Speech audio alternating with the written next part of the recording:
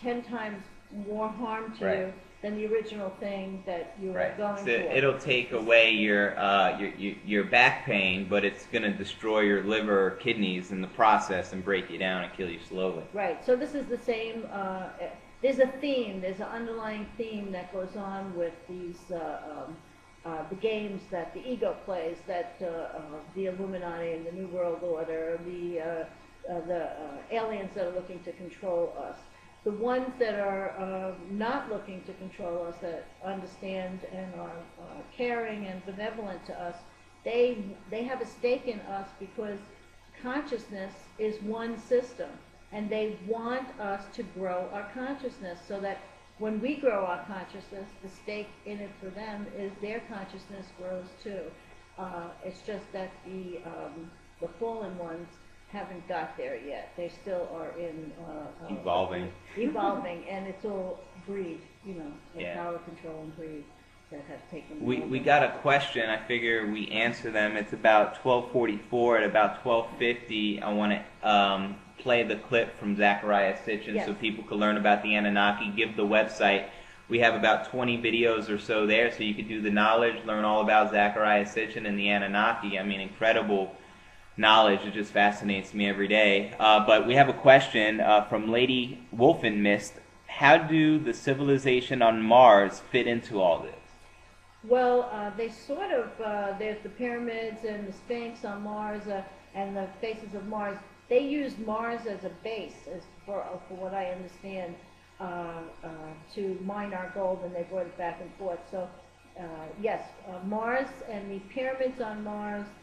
Some of the scientists have... so there's actually pyramids and monuments and bridges on Mars with photos and documentation. And if you look at the face on Mars, it sort of looks like the Sphinx that's on our planet here in Egypt today. So that sort of depicts like half man, half lion, and it was during that sort of constellation at the time. So yes, they're all interconnected, and I'm sure in many other planets we haven't looked at yet, we'll find more artifacts.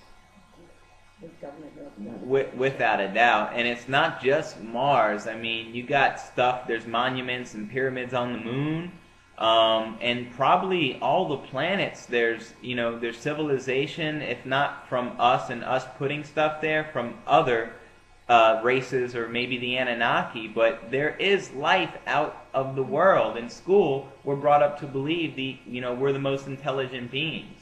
Mm-hmm. Use your common sense. That's not hard to figure out. We're not the most intelligent beings. We're not smart either. But we're just finding out. And we're evolving. We're evolving. We have a long way to go.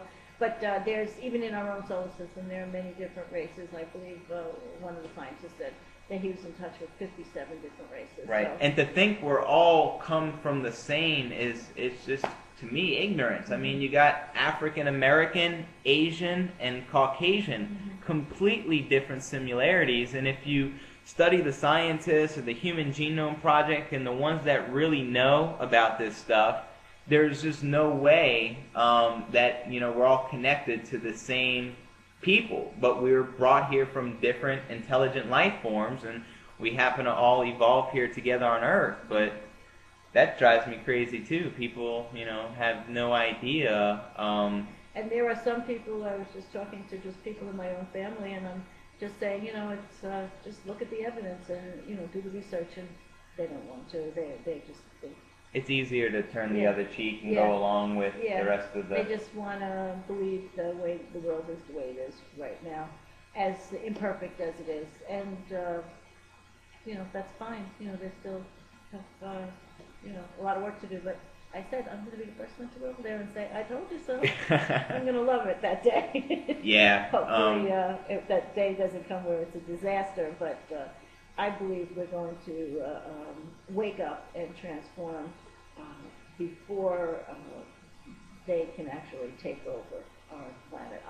That's my hopefulness on it. Right on. Because for as much evil that exists out there, there's an equal balance of good. And that's that whole yin and yang theory, and that's the power. So for all this evilness, we have this collective unified consciousness that we could tap into that is pure love, a vibration of love. So I'm going to start the second. I I feel the presence of the higher powers within me. I've had the experiences of it. It's not to say you shouldn't believe what you believe as far as your faith in God is, but the Anunnaki are the small gods. They're the ones that where our history takes over. The collective God is so big that we absolutely won't know it until we break through to the different levels of consciousness. And through our experience, like I said last week, is how we will become the wave in understanding the different dimensions and the different things that God is all about. And if anyone has any other questions, you're quite welcome, Lady Wolf and Miss. We appreciate you asking your questions.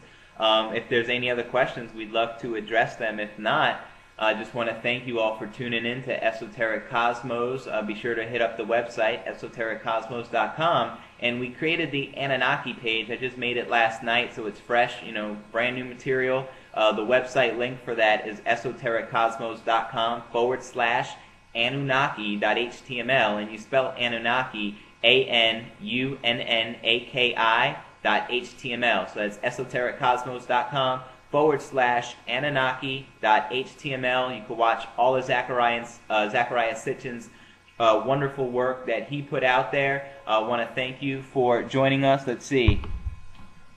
We don't have any more questions for the day, so we're going to cut right into Zecharia Sitchin. And again, we thank you. And be sure to share this information with everyone. We do put these videos on YouTube as well. And for everyone on our list on esotericcosmos.com that are subscribed to us, we're going to email you the show for the people that don't